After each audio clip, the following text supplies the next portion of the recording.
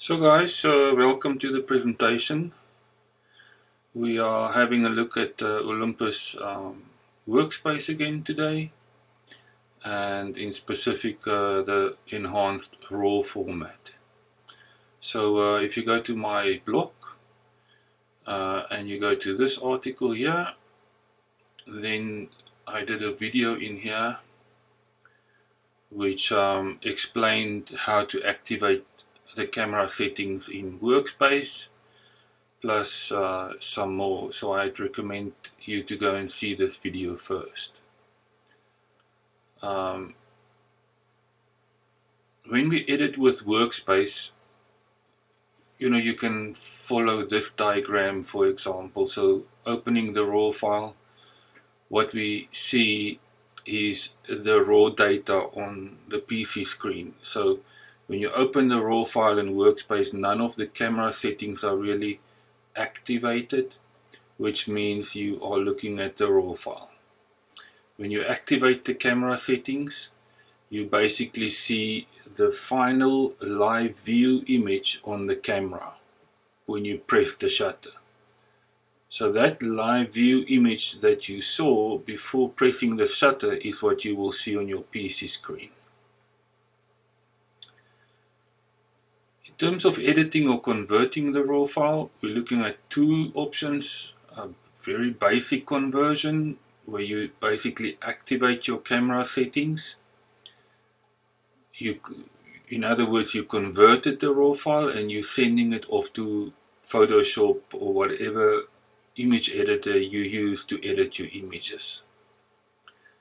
A next version will be a raw conversion plus some editing in Workspace. And here are some examples.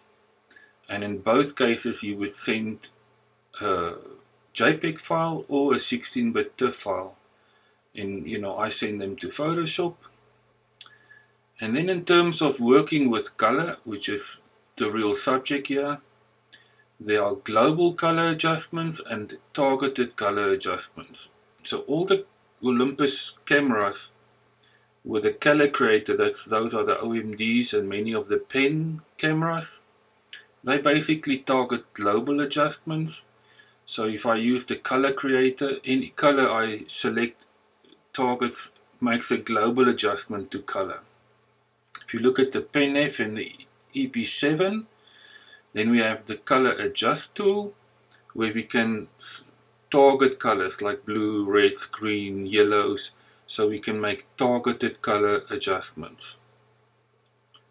Obviously we can do both with the EP7 or the Pen F. So let's go and have a look at, I selected a few images. So here again we have Workspace. We have the camera data on the right top here, or the image data. And here below that we have the editing settings. So here you can see none of the camera settings is activated. So I'm just looking here at the raw data of the image. And raw data, obviously there's a display profile placed over the raw data so that we can see it. But so what I mean by we're viewing the raw data, no adjustments has been done yet to this image. On the left here you can see my directory with my images. Let's close them so that we have a little more space. We can also do a configuration like this, place the images on the right so that we have more space. And then what I normally do is I have a quick look at what settings did I use in the camera. But I must also say, the more experience you get, the less you look here. Things to look for is picture mode. I can quickly see I used the Eye Enhanced Low version. Just a quick one on Eye Enhanced. This is a very powerful feature from Olympus, and it includes a number of things like sharpening, colors, a few things. You can go and read up about them. So I would highly recommend people to use the Eye Enhance. So if you want an image with realistic and also so-called Olympus colors, so a really Olympus look, then target the eye enhance setting, and you can select between low, medium and high, or low, standard and high. The standard is I would say a very good Olympus look. I'm gonna have a quick look here. So eyes was on. I haven't used any exposure shift. These are important to look for me because I tend to use exposure shift. So what I did was I created call it a profile if you like. So this option here at the bottom right, this option here makes it possible to put my settings. So these are my typical camera settings that I would activate: exposure, compensation, white balance, picture mode, gradation, noise filter, color space, and the highlight shadow value. So when I paste this, then you would see those settings are activated, and now I see the so-called live view, or the final live view on my camera before I press the shutter.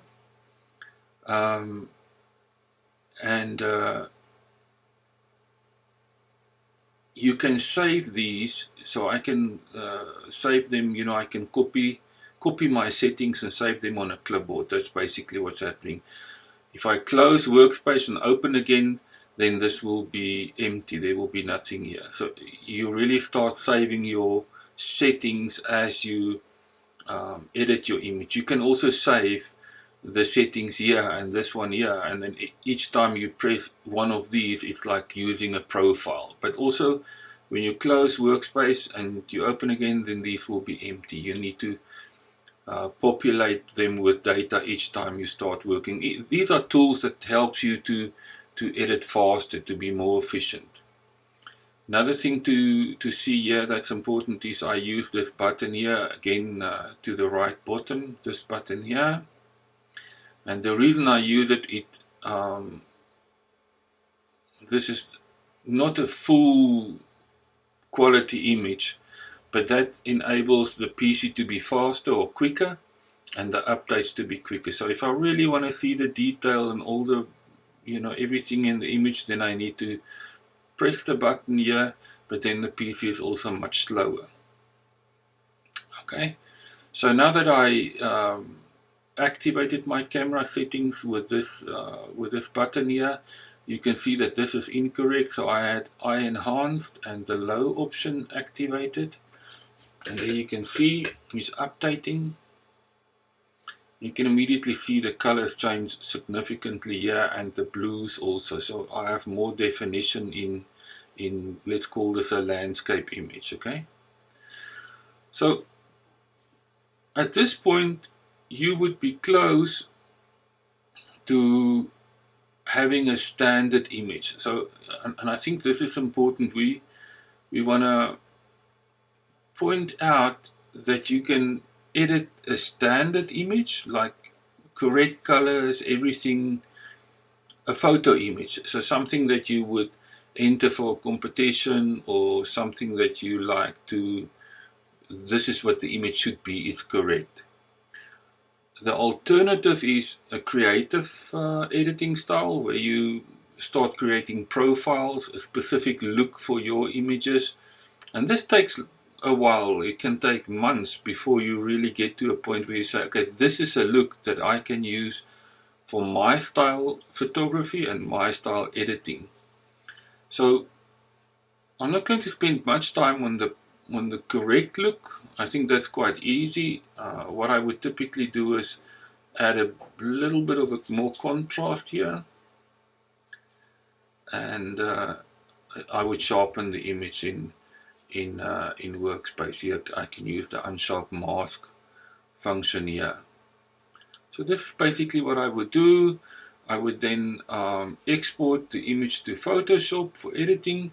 Something that's important to know here, if you go to Workspace and the options or the settings here, have a look here at the registered application. So in my case I have Photoshop here, If you select this one here, the 8-bit per channel, then you will export a JPEG image.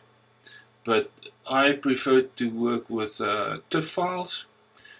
So the way you do that, if you go to export here, then you select a 16-bit TIFF file here. There are other options. You can select a normal 8-bit TIFF file. I like the 16-bit version. So the software is now set for that. So if I export, if I go here to EX at the top left,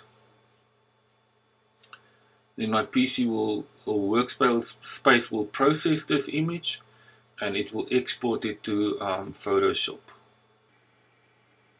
So and here we have the image. So you can see it's also much sharper and more detailed because I'm not using the feature in Workspace in Photoshop. Photoshop doesn't have that as far as I know. And you can see here that this is a normal image, nothing weird, nothing strange. So let's go back to Photoshop or to Workspace, and I want to show you. So you have two types of adjustments, like I said, the global adjustments and the local color adjustments. So the local color adjustments you would typically do with the adjust color feature here, and you would target a color like blue in the sky. So we can target it here. We can say we want to target, okay, I need to have a natural picture mode. Let's say yes, do it automatically, and it's updating top left, you can see, and now the blues are more blue than before. I can also target the greens in a similar way, and I highlighted the greens. Now I want to up the amber or orange for the grass here. So I did some targeted adjustments. I can quickly look at a before-after comparison, and there you can clearly see. So the greens, I targeted the greens, the blues, and the amber here. Okay, let's deactivate the adjust color. So this is again, it's a clean edit here. It is true to the true color of the original image. I just highlighted some of the colors. I didn't really change much. And I also wouldn't call this a profile, for example. You could say, so the profile that I developed, the 1020 profile, would do something similar. So if we reset the colors here, and you go to 1020 here, so 10, 20, 10, 20, 10, 20. So this is a color profile that you'll find on my website. And again, you can see it's a similar effect because we're highlighting the blues, the greens, and the reds. So you get a very similar effect than before. If I select all colors here, I can increase the saturation, for example, and again you will see it there. Look at okay, so there you can see it. So let's deactivate adjust color. Look at the full picture. And then we can go to picture mode, where we're now really going to do global color adjustment. So if I go to the color creator in this case here, now I always say in my articles, target the colors or start with the colors in the image. How do I see which colors are in the image?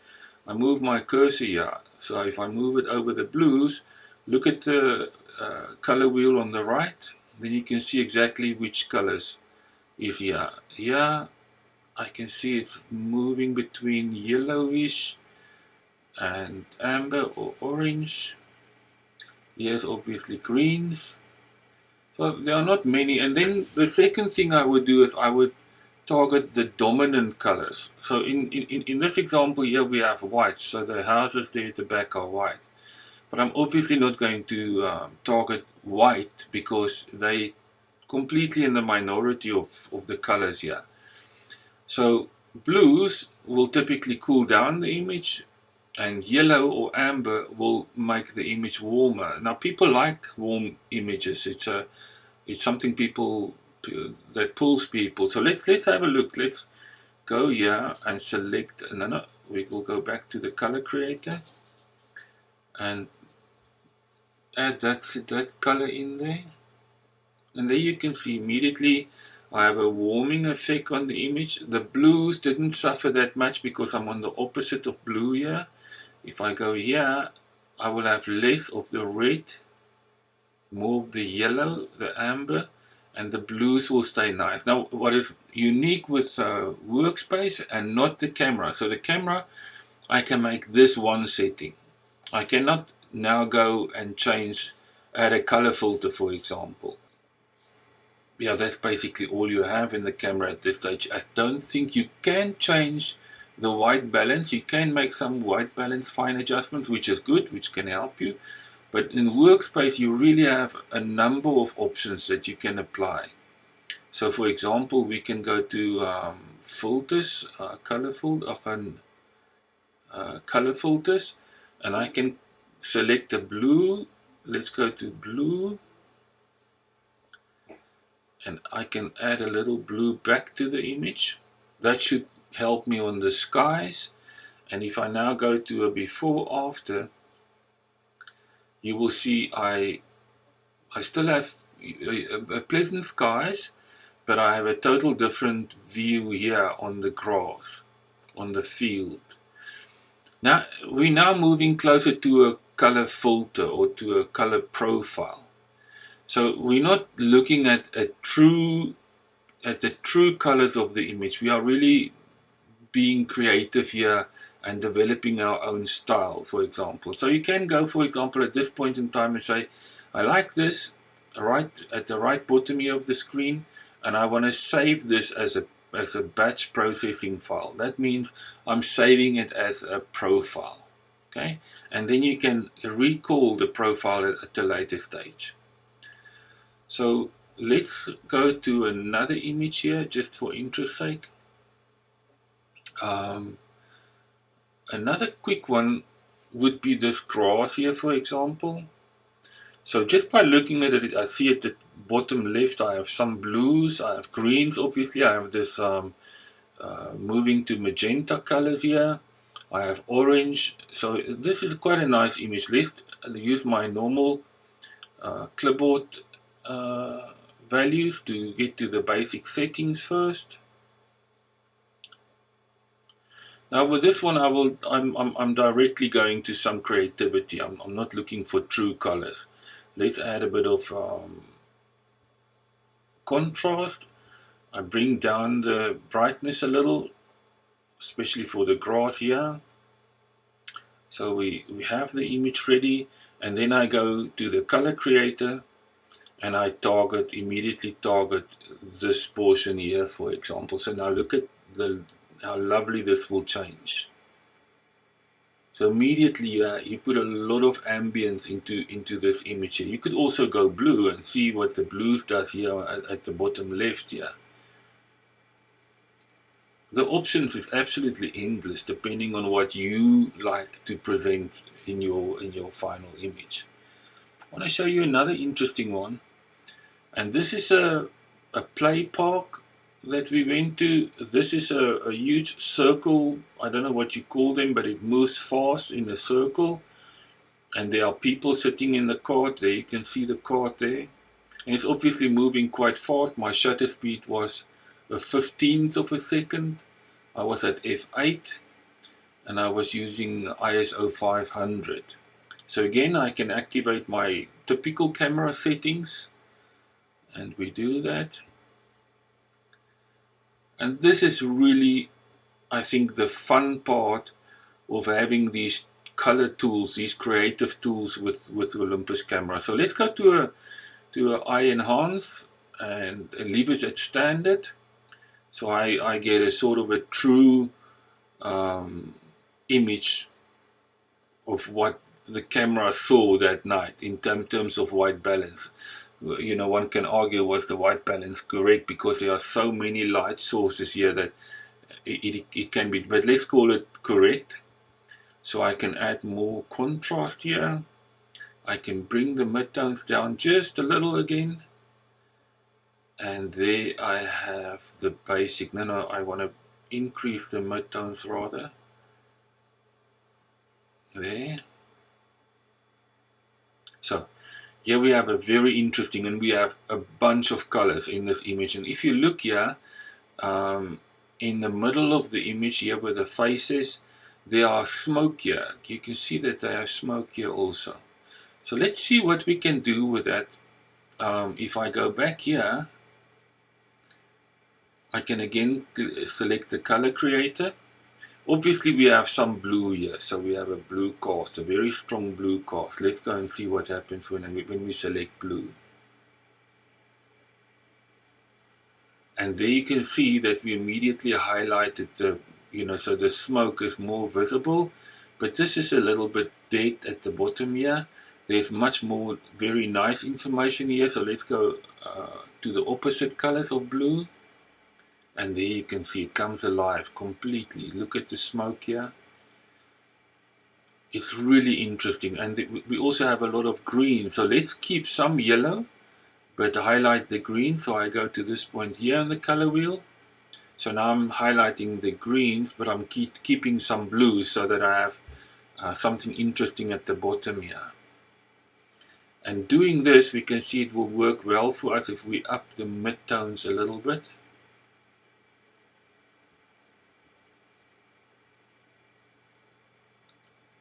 But I think I like this one more here. Yeah. And now I can export that quickly to Photoshop. So let's go and have a look at another image. So here we had a beer glass in the airport. I can activate the camera settings here again from the clipboard, paste, and I can quickly or directly go to the color creator. I want to highlight these orange and the background. I want to really give a warm feeling again here. And I can go one step up there, and now look at the effect that you will get. Beautiful. This is a typical magazine cover or magazine image that you would get with that nice warm colors. Quick, easy with a color creator. We can do one more. If we look at this flower here, we can activate the camera settings from the clipboard. And then look at the colors. So here, if I look at the colors here, it's close to magenta there. So this is what I'm also going to target here. If I look at this part here, I have moved it probably to the red a little. There's definitely from orange to magenta, and at the bottom you can see there. So if I want to target this, if I want to have this flower stand out, I would go to the the color creator, and I would select the color here in this area here. Let's have a look what happens. Beautiful.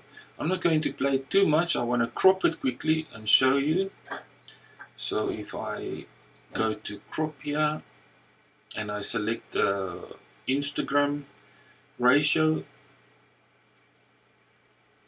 and then I can move and I can bring this one up a little.